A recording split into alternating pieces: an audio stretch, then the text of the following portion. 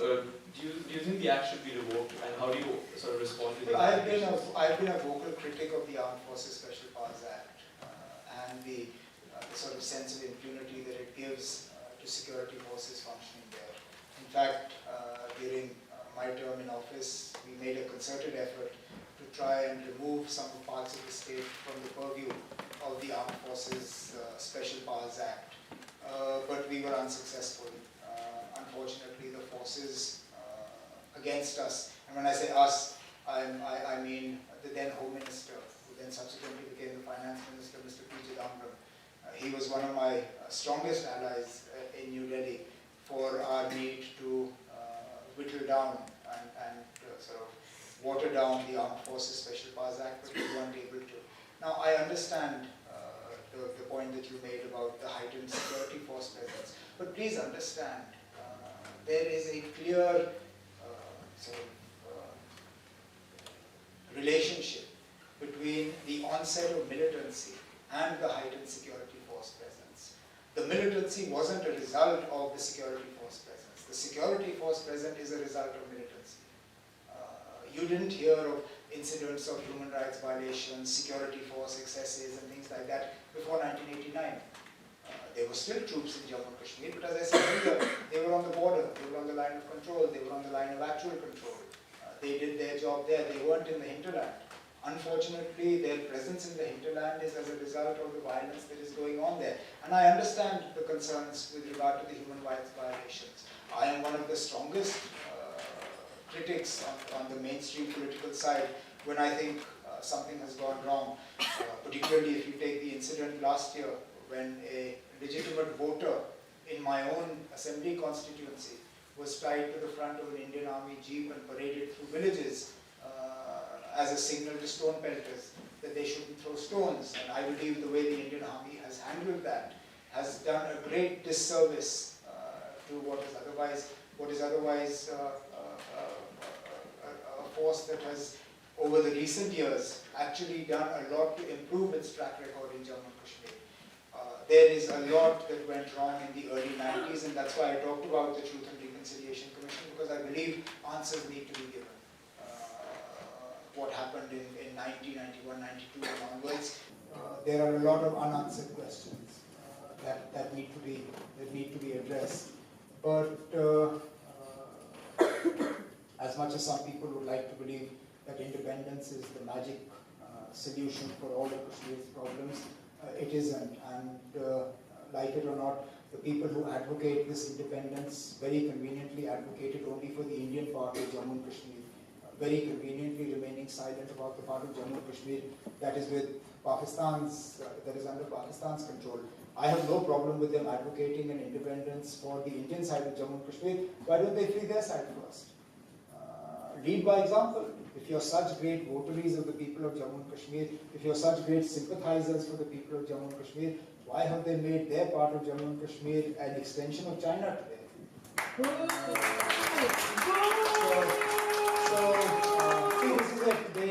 They won't have the guts to go and do this back home, but here suddenly they all become shame, and they think that by doing this suddenly the people of Jammu and Kashmir will wake up to their sympathy and their care. But the truth is that they have been responsible for the lion's share of the problem, the death and the destruction in Jammu and Kashmir, while being unable to do anything about the part of Jammu and Kashmir that they control. So, from one contentious issue to another, let's talk about Article 370. Though from a political standpoint. Do you believe that political parties like the BJP, which have consistently campaigned on repealing Article 370, getting rid of it, will actually be able to achieve their goals? Should they drop their goal? Where do you stand on that? Well, obviously I'm a firm believer in the fact that Article 370 is the bedrock of Jammu and Kashmir's relationship with the rest of India. There are there's a lot of misunderstanding about Article 370. Now, most people here would believe that it is Article 370 that stops people from the rest of India owning property in Jammu and Kashmir, which is not true. Our state subject laws predate independence. State subject laws in Jammu and Kashmir are actually a product of the Maharaja in the early 1900s, late 1800s, early 1900s. And they were introduced primarily to protect the people of Jammu because they were worried that their lands would be bought up by rich Punjabi merchants and farmers, and Jammu and Kashmir would become an extended colony of rich Punjabis. Jammu and Kashmir state subject laws were neither introduced to protect Kashmiris, nor are they a product of Article 370. Article 370 simply cements the constitutional relationship between Jammu and Kashmir and the rest of the country. Now, by all means, if you want to revisit accession, if you want to revisit the terms of accession, then please revoke Article 370, recall the Constituent Assembly, and let's have that debate.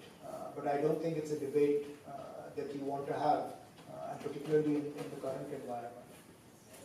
Do you think, in terms of the current environment, that the rise of the BJP in Jammu and Kashmir, then occupying, being a part of the government, has actually become a real threat to the stability of the region and sort of derailed the long-term peace process?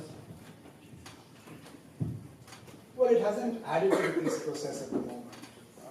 Like I said, we had a lot of expectations from Prime Minister Modi, particularly with those two steps that he took, but I think he flattered to deceive.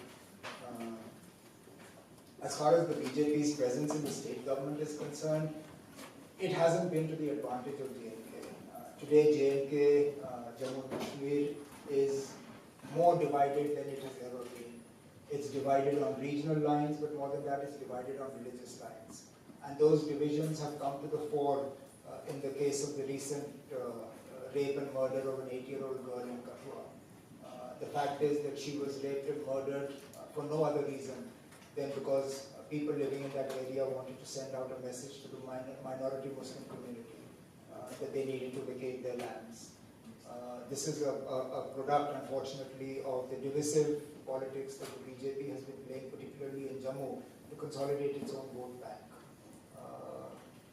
I hope, though I'm not very optimistic, that better sense will prevail, because the closer we get to an election, I think the more we will see this sort of polarization, not less of it. You stopped short of calling them a real threat. Is there a reason for that? Well, I wouldn't like to call them a real threat, because at the end of the day, they are a mainstream political party. I'd like to believe that they are subject to the checks and balances of any political party that operates in a democratic environment. And that if they become, if what they do manifests itself into a real threat, then the people will take care of it at the next election. It's not for me to be handing out certificates like that. Ooh. Moving the discussion to another topic surrounding the debate of Kashmiri Pandits. Do you believe that the current environment, given all the internal disturbances that have been happening in Kashmir, actually do allow for the resettlement of Kashmiri Pandits in the region? Well, it's not as conducive as it was a few years ago. That having been said, in spite of all the troubles that we have, and we still have Kashmiri Pandits living in Kashmir, I don't know of a single instance where a Kashmiri Pandit was targeted for being a Kashmiri Pandit. If anything, there is widespread belief amongst the people living in Kashmir that they would like to see Kashmiri Pandits come back. The problem is that between what the BJP would like to do and what the people in Jammu and Kashmir would like to see, what we would like to see is, to the best extent possible, Kashmiri Pandits coming back and assimilating themselves into the community. What the BJP would like to do is to create little enclaves, little encampments, almost like cantonments. And basically you're shifting them from one camp in Jammu to another camp in Kashmir, which will never work. The Kashmiri Pandits left because their sense of security was taken away from them. They felt unsafe. They felt that they wouldn't be able to survive in the sort of Kashmir that we saw in the early 90s. The only way they will come back is if we restore that sense of security to them. We haven't succeeded so far, but I do hope we will. So, I know we'll go deeper into this in the audience Q&A, so shifting to the Indian political scenario. You probably get this question a lot, where, dynastic politics and nepotism in politics is something talked about a lot in the Indian context. I guess it's particularly interesting because in Jammu and Kashmir, both you and your prime opponent, Ms. Mufti, come from a political family. and one of your key allies, historically, politically, Mr. Rahul Gandhi, is leading the Congress right now. Do you think that this culture inhibits young, talented outsiders from entering politics and succeeding in the field? And do you think there's a need to change this culture, and what would you do about that? Well, I mean, it would be dishonest on my part to suggest that I would have been where I am if I didn't belong to a political family. It afforded me huge opportunities, and I took advantage of those opportunities. But as I've said in the past, and I'll continue to maintain, belonging to a political family gets your foot in the door a lot easier than it does for others, but it doesn't guarantee you success. The Indian voter, I guess like voters almost everywhere else, is a lot better informed today, is a lot more willing to experiment with their vote, and is not shy of affecting change using their vote if they're unhappy with the performance of their elected representative. Now, I've won elections, I've lost elections. I'm currently sitting in the opposition. If belonging to a political family was a guarantee of success, then I'd be here as Chief Minister of Jammu and Kashmir, not as an opposition leader. Belonging to a political family gives you an opportunity. What you do with that opportunity is for you to. And to that extent, other things, I mean, there are similarities in other spheres as well. I mean, you look at the arts arena. An actor or an actress's son or daughter inevitably becomes an actor or an actress. Some succeed, some fail. The barometer of their success is the box office. Just belonging to a political family means that they'll get a few good offers with good directors to start with. But if they don't have the talent to carry a movie, you get 2 movies, 3 movies, 4 movies, after that, that's it, you're done. Same is true for sports persons. I mean, I don't want to name names because then it looks like I'm being personal. But we have had instances where cricketers' sons have become cricketers. Some have succeeded, some have failed. Business and so on and so forth. So for politics, yes, there is a dynastic politics, a facet to Indian politics, but it's not the be-all and end-all of politics. I mean, there are hundreds of thousands of politicians in India. Because they don't belong to political families, you can't name them. But they're there. Not every single member of parliament of the Congress or other political parties belongs to a political dynasty. It's just that we get more than our fair share of attention, but it's also true we get more than our fair share of expectations. If Rahul Gandhi hadn't been a Gandhi and had been a regular Congress person, do you think he would have been subject to the amount of ridicule and criticism that he gets subjected to? That's the reality that we have to live with. But I mean, there's no point enjoying the advantages and then saying, look, I don't want to deal with the disadvantages. They both come as a package deal. So take it. But there's more than enough space for good, educated youngsters to join the political arena in India. And I think because of the advent of social media, a lot more of them are being noticed. I know of a number of people who have now become spokespersons of the Congress party. And I actually first saw them because they were active on Twitter, or they were active on Facebook and other social media platforms. So I think social media has become a great leveler in terms of removing barriers to entry into politics, and you'll see more of this going ahead. So we'll do one last question before we move on to the audience question and answer session. So the 2019 elections are less than a year away, Mr. Abdullah. And following the elections in Uttar Pradesh, where suggested that the BJP securing a sweeping victory means that we should stop focusing on 2019 and start eyeing 2024. Do you think you would want to reevaluate your assessment? No, because that tweet has been misquoted so many times that I actually wondered if I should have put it out there. What I said was, if things stay this way, then we might as well forget 2019 and start focusing on 2024. But clearly things haven't stayed that way. Recent by-poll in UP, where the BJP lost 2 seats. The closeness of the election in Gujarat. The way in which the Congress seems to be re-emerging in Rajasthan. If they can get their own house in order in Madhya Pradesh I dare say they'll give the BJP a good fight there as well.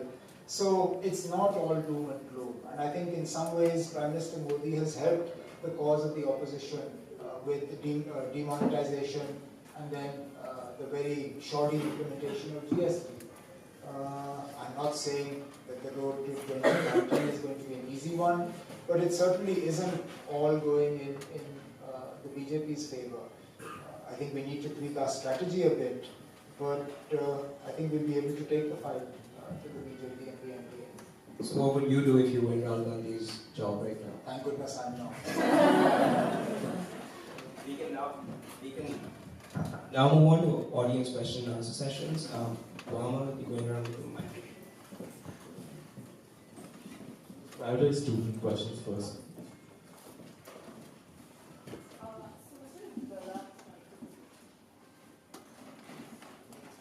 You mentioned that it might be in India's best interest to accept the line of control as the international border. Do you feel that it would hinder national security giving in so easily, because it would lead other countries to believe that only if they could invade a certain part of India, it would be under their possession and then India would back down? I don't think we have any neighbors that are really going to do that. The only one we have is China, and let's be honest, if they wanted to do it, they could do it, and there's very little we would have been able to do about that.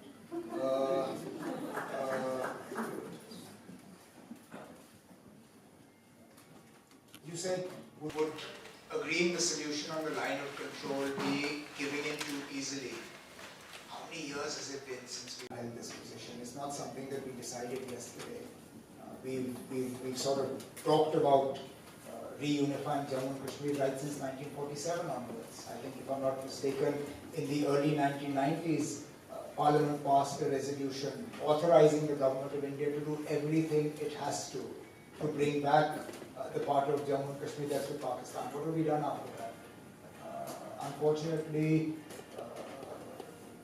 the problem has persisted, and no realistic solution has presented itself. So no, I don't think we'll be giving in too easily. And at the end of the day, what is the price to be paid for peace with your neighbor on the western frontier? How many soldiers do we lose as a regular feature just because we're manning the border?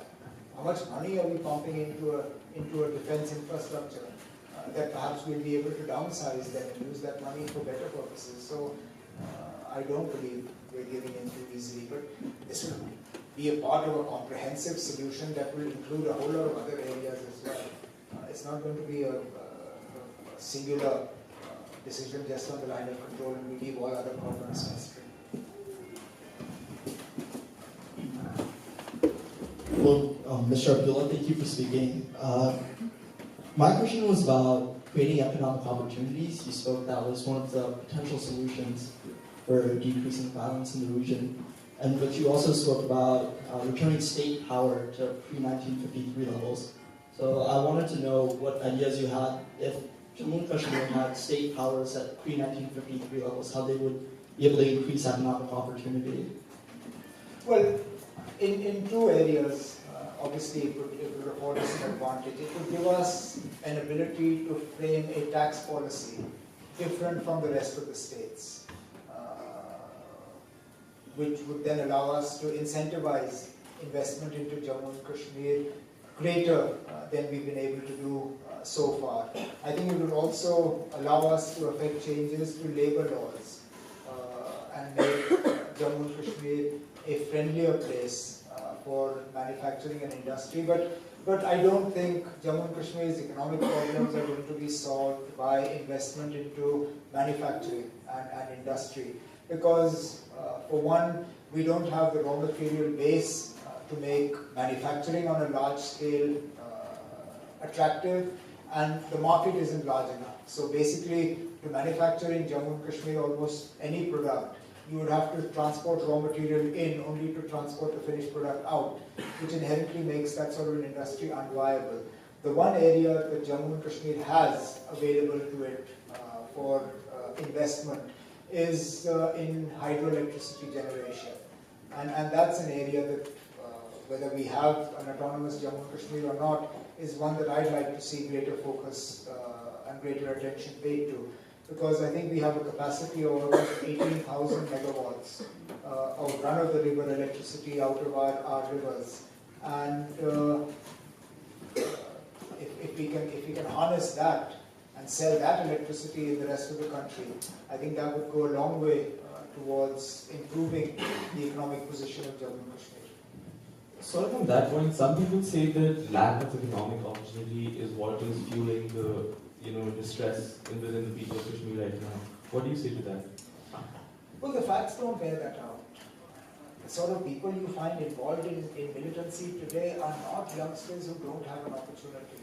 You have PhD students who are today leaving their studies and picking up the gun. You have youngsters who've done a double MA in various subjects, who would inevitably have been able to find gainful employment somewhere, that are picking up the gun. So people who are equipping themselves with weapons today are not sort of those who dropped out of school after the 8th standard and don't see a future for themselves. Tragically, some of those who are picking up the gun today actually would have had a very bright future. But for political and, as I said, increasingly religious reasons, are taking the path of violent resistance rather than any other. So get rid of people like you do? You spoke about, in your opening remarks, how given our distrust of Musharraf, by the time we were able to get over it, he wasn't in the power we wanted him to be for a reconciliation or a solution to the problem. Do you think we'll ever get a Pakistani Prime Minister in that sort of sense? Because given the political influence of Pakistan's military, everything that's going on right now with Nawaz Sharif, the judiciary, the media, would we ever have a Prime Minister powerful enough to have a proper set discussion? So it's not for us to tell Pakistan what sort of leadership it should have. As it's not Pakistan's place to tell India what sort of government they should elect.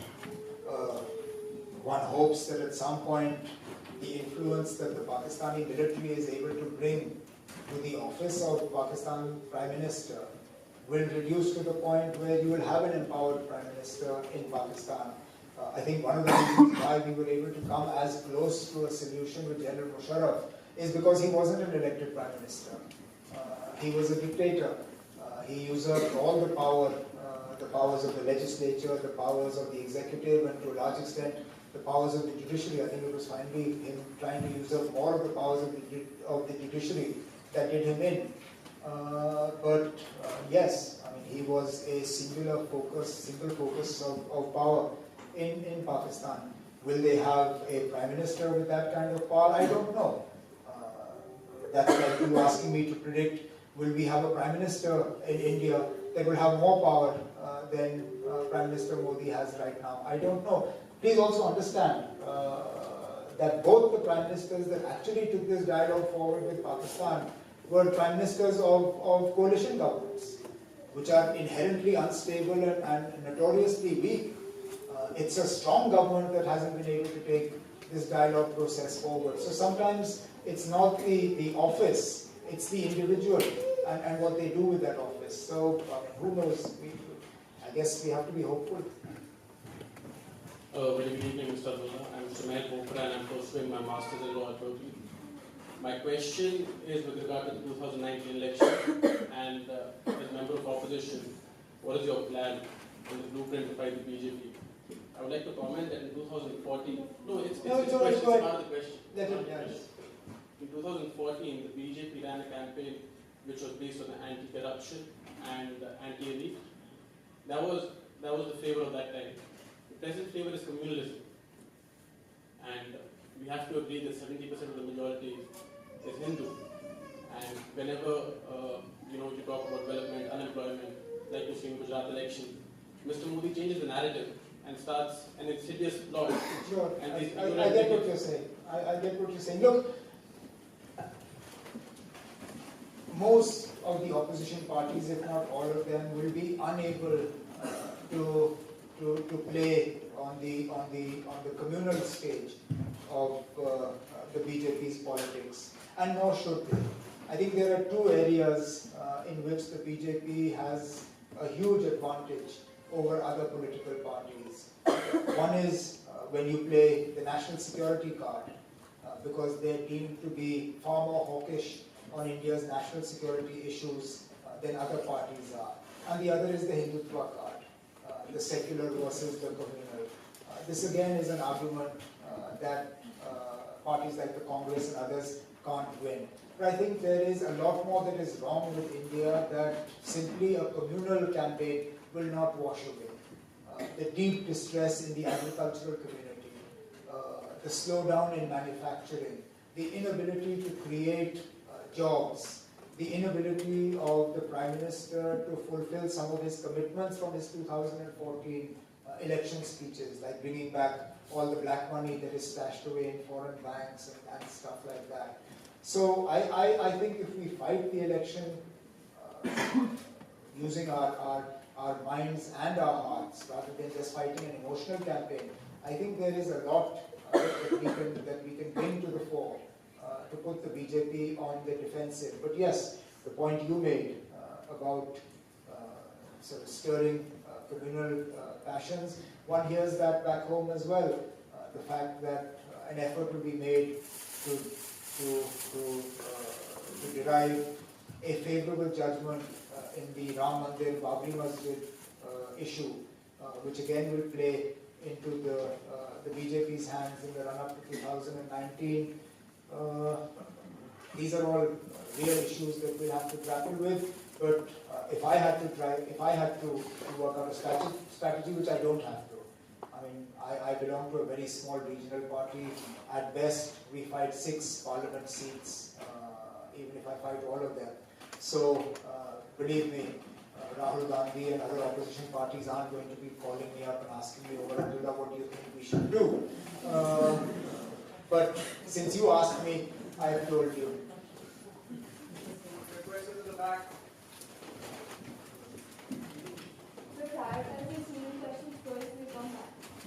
Please go ahead. Can you please talk about why you think that the Pakistani Kashmir has not been in the news in the media for such violent reasons as has been the Indian Kashmir, and why do you think that it has merged with the Pakistani state in a much better political and cultural way than has been the Indian Kashmir? I can't comment on whether the Pakistani Kashmir is better off culturally or economically,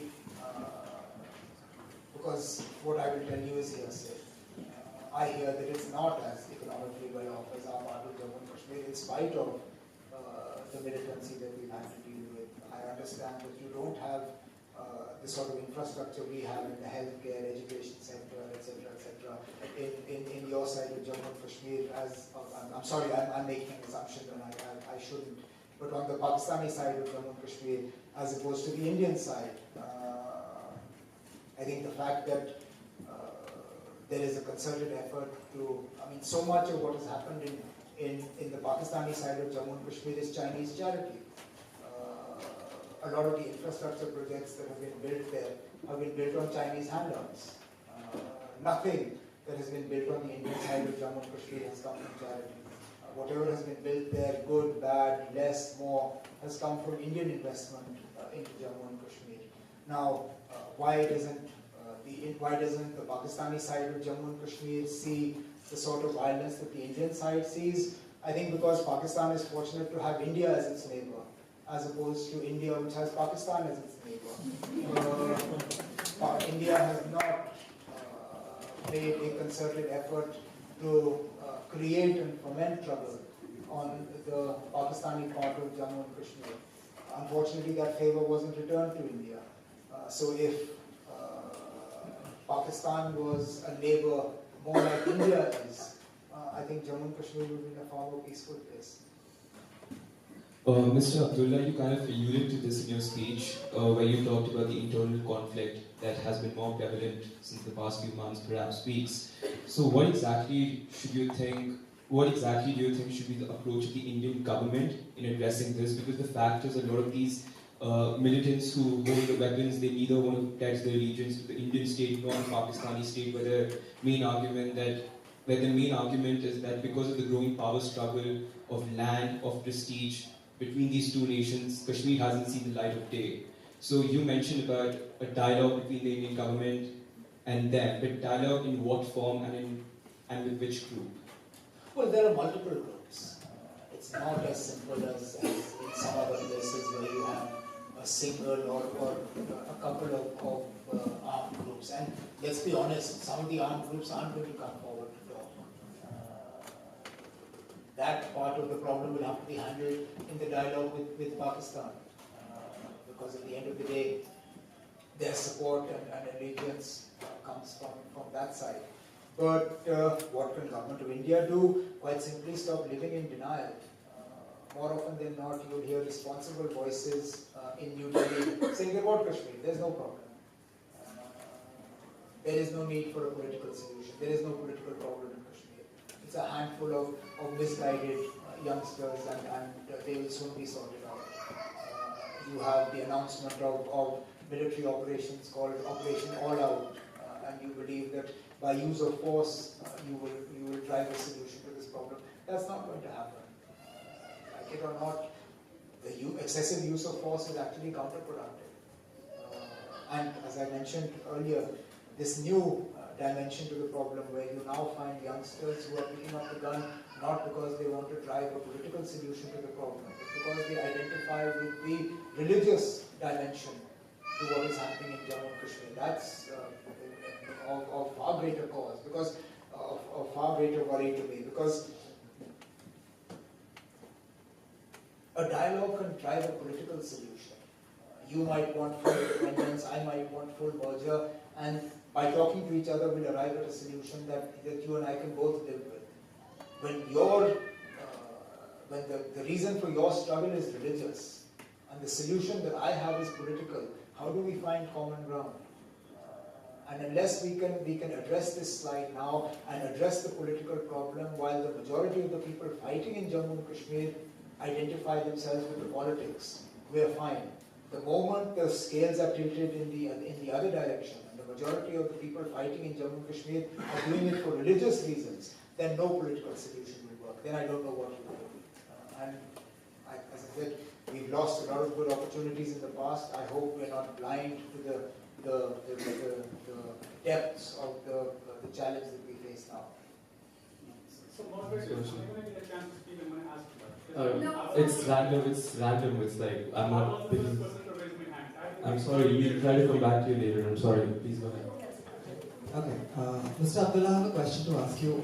It's regarding what you spoke about informed voters, right? You spoke about how India is having more informed voters today, and that's what's going to create a better government because they decide whom to choose, and they're probably taking risks with their votes now. In Kashmir, schools are being burnt down. Students are not allowed to be educated, and that affects their decision as far as voting is concerned. Beyond that, Kashmir University Student Union has constantly been strangulated in some form, and their voices have been crumpled. So how do you think students, when their rights and their voices are being curbed, will ever be able to take the right decision and vote correctly? Well, I take exception to your view that to be an informed voter you have to be educated. Because I mean the point you made is that because children's education is affected by the conflict and because schools are burned, they will grow into people or voters that are ill-informed and unable to tell what is good for them. Some of the most well-informed voters that I have come across are actually some of the least educated people in terms of formal education. So I don't believe that you need to be a highly educated voter to be an informed voter. And again, looking at some of the people who blindly follow the BJP, some of the most well-educated people are also some of the blindest voters in that regard. So that aside, now I understand the point that you made about Kashmir University and well, let me say one thing. I don't think Kashmir University students' voices are being strangled. Yes, the government of the day and successive governments have taken the view that organized student union election processes are perhaps counterproductive for the well-being of the university. But believe me, and I know this from experience, I don't know, have you ever been to Kashmir University? No. Okay, so then I have a slight advantage over you. I've been to Kashmir University and I know Kashmir University students are not shy of expressing their point of view. Even if it's in the form of civil disobedience by not standing when the Indian national anthem is played. Believe me, they make themselves heard in terms of what their political views are. And that much space is given to them. So long as the protest that they are undertaking is a peaceful one, it's not designed to incite law and order disturbances or violence, I think governments have given them a fair amount of space within which to operate. Omar, I'm a Kashmiri, I'm a proud Kashmiri, but I still prefer to be in States because of obvious reasons. I would talk back home every single day, and my family has a question, that when can I be back home? But they always fail to motivate and give me a solid reason to be back home. Since you're here today, can you give me one big reason that I can be back and live there forever? No, because that reason has to come from you. I have my reasons for why I live in Kashmir. And like you, I could live anywhere. I was born in England, I have a right of abode for the United Kingdom stamped in my passport. I'm reasonably well educated, I'm reasonably comfortable with the English language, and I could live pretty much anywhere and do pretty much anything. But I've chosen to do what I do in Jammu and Kashmir. And I didn't ask anybody else to give me a reason to do that. It's something I wanted to do, and I did. So therefore, don't look to me or your family for a reason to come back. That reason has to come from within you. Maybe one day you'll find your calling, you'll find a reason to go back, whether it's to contribute to the state economically, whether it's to contribute to the state politically, and I'm not talking about which side of the political equation. You may find yourself attracted to the non-mainstream side of the political equation. You may find yourself attracted to an economic model that is far from what is being carried out in Jammu and Kashmir. But my limited point, and that's why I started my answer with a no, is that why you should go back to Kashmir and why you should live there permanently is something only you can tell yourself. And I truly hope that you do find your reason, because we'd like people like you to come back. And the sooner the better, but that is for you to decide. Thanks, Omar, for coming here. And a lot of us are your fans from the speech you gave in the Lok Sabha, which was probably one of your best speeches. It's the only one that everyone remembers. And it's actually a little daunting and scary in parts that possibly my best work is behind me. And we certainly hope that's not the case. Well, I mean, we can discuss this some other time, but the fact is that the circumstances were created for that speech to be seen and heard by so many people. I wonder whether, unless I address the United Nations General Assembly, I wonder whether those sort of circumstances will be created again. But besides, I mean, that's neither here nor there. Sorry, your question. So you unassumingly said that Rahul Gandhi is probably not going to call you to ask about strategy, but we know that you share a very good rapport with him, and in some ways are very good friends with him as well, right? So my question was, how do you see him? How have you seen him evolve in the last 4 years, especially after taking over as the Congress president and now leading from the front at different state elections? Well, you guys have a lot to answer for that. I mean, we sent one version of Rahul Gandhi to Berkeley, and you sent us a completely different version of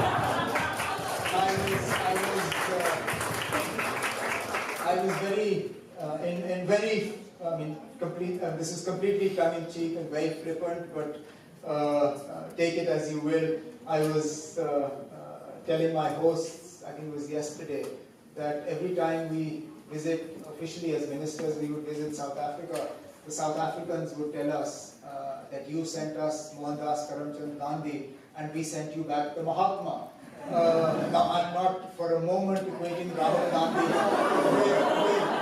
with Mahatma Gandhi, but the truth is that we sent you one version of Rahul Gandhi, and you sent us back a very new, very confident, very assertive, very outgoing, and a very engaged Rahul Gandhi. So thank you, Berkeley. What else can I say? How have I seen him evolve? Look, everybody changes. If you had asked me to do this interaction with you 8-10 years ago, I've got a few years under my belt now in terms of political experience. I've been doing this for 20 years, which is a little longer than Rahul has. think a few years ago, I wouldn't have been as engaging as I am now. I am very similar to Rahul, a lot more insular. I'm not a very outgoing, gregarious sort of person. I'm quite happy in my own company, like a lot of other politicians. So it takes a while to grow into these sort of interactions. That's, I think, the biggest change that I've seen in him. He's a lot more willing to engage. I think he has the advantage of not being part of a government, so it's a lot easier to be a politician in opposition than it is to be a politician in government. Because in opposition, all you have to do is criticize. You don't have to deliver anything. In government, it's a lot more difficult. So I think that's obviously a crucial change that has come about. In terms of how he will evolve further, I think 2019 will be a key indicator of that. But like I said, Berkeley has a lot to answer for, and I think there are a lot of people in the BJP who will not be happy with your university. Thank you. This will be the last question. Thank you, Mr. Abdullah, and for your pro-Indian speech. My question is about religion. So I have been following BJP a lot, and BJP usually accuses Congress and its opposition parties of putting religion into this. And a lot, even Congress accuses BJP of putting religion into this, into politics basically. And the people of India are getting more educated. And so the influence of religion seems to have declined. But where is the new insurgence of religion coming into the Indian political scenario? You truly believe that the influence of religion in politics has declined? You do. Well, I think that's a point on which you and I will have to agree to disagree. Because as a functioning politician in a state where a lot of my constituencies are almost split down the middle between Hindu population and Muslim population, I can tell you that I have never seen a more polarized environment than I am seeing today. And this is from experience. I dare say the same is replicated in other parts of the country as well. So, I mean, you believe that it is far less. I believe that it is a lot more. And as I said, we'll just have to agree to disagree on that.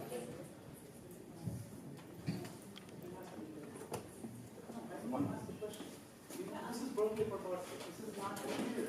Yes. Berkeley. I understand. And free speech. Come on, guys. Berkeley. I gave up my work today to be here. Let me ask one question, guys. This is Berkeley. Me too. Come on. I've been beaten up in Kashmir for 30 years. This is Berkeley, for God's sake. I'm in the United States. I'm a U.S. citizen. I'm not a subject of Jammu and Kashmir. When we said, oh, these guys become shared here. We are shared here because this is a free country. We're not in a militarized zone anymore. I need to ask a question. I need that, please. I'm begging you. I need to ask a question. I'm sorry, we can't make exceptions. Sorry. Look, honestly, there's nothing that he can ask me that I haven't been asked before. Okay, let me ask this question. Let me ask a a question. Thank you. Thank you, Doctor. Thank you, Mr. Omar Abdullah. So, Mr. Omar Abdullah, my name is Please question. I live in San Ramon, California. I grew up in Kashmir. I was born in downtown Kashmir, raised in Kashmir. So, I'm going to ask you some questions, and if you can please, because you said there's nothing. A question, because we're not in an interview. I'm not going to ask. I'm going to just establish, because what you're telling these people here, they don't know. They have not been through that. They have not lived the life I have lived. Okay? So, starting from when I was growing up in 1970, starting from your grandfather, the slogan of the day was, Allah karega, wangan karega, share karega. Allah and wangan is vegetables in Kashmiri. So what we were told is that, hey, even if you are eating vegetables, it's okay. This is Sher Kashmir. Listen to him. He's the God. And we did that. The guy pulled the biggest betrayal in the history of Kashmir. He signed the pact with... Yes, there's a question. How do you justify that? That's your grandfather. Coming back to your father. Okay, no, I have to. Okay, the only credibility qualification his father has, because he's the son of Sheikh Abdullah. 1987, Mr. Abdullah touched on an election. Okay, what he did not say is that there was one guy, Muhammad Yusuf Shah, who fought election from Umiraka constituency against Muhyiddin Shah, who's his relative. And his father and his government rigged the election. This Muhammad Yusuf Shah became Sayyid Salahuddin, the chief of Hizbul Mujahideen. Okay, he must speak. No, because the news will become that I silenced him. Let him speak. I told you, there's nothing he's saying that I haven't heard before. Let me speak. Yes, 30 years I've been on this. Thank you for that. I appreciate it. So, coming back to his tenure as a chief minister, 200 civilians were killed, Mr. Abdullah, while you were watching. You ran on the promise of restoring autonomy, getting rid of ASPA, nothing happened. You broke your promises to Kashmir, and when Burhan Wani dies, millions of people are on his funeral. What do you call them, terrorists? That is the sentiment of Kashmir. When your grandfather passed away, 1.4 million people showed up for his funeral. Today, you have armed guards at his grave because somebody might dig him out. Okay, so you have to understand what is the sentiment. You are either with us, you are or with them. Your family has dragged Kashmir to the gates of hell. Sheikh Khan, how do you sleep at night? Thank you. How do you guys have blood on your hands? Thank you. You and Mufti and everybody else. Thank you. Very small question, sir. Like as a gentleman said, he's a proud Kashmiri. I am a proud JNK citizen. Not a citizen, but a state subject. I'm from Jammu. I have a question for you. Very simple question. I'm from Jammu. And can I ask you? I think that's enough. I'm from Jammu and I have a question for you. The whole session was about Kashmir and going forward. You haven't mentioned, I'm a bit sad and disappointed by the entire session that not a single word has been uttered about the aspiration of the Jammu people. See, therein lies the problem. You see Jammu as independent. No, you pull out the transcript of what I've said. When I talked about the state, I talked about the state of Jammu and Kashmir. I have always talked about Jammu and Kashmir. Even in this talk, I've been very careful to talk about Jammu and Kashmir. And therefore, as far as I'm concerned, whether it's an aspiration for peace, whether it's an aspiration for development, whether it's an aspiration for political space, the aspirations of Jammu are not different. Not for the young man from the Jammu actually. You talked about the Kashmir Pandit. You had your question. See, look. Either this is a question and answer session, or it's a session for you to express your point of view. Now the gentleman who stood up said a lot. There wasn't a single question. He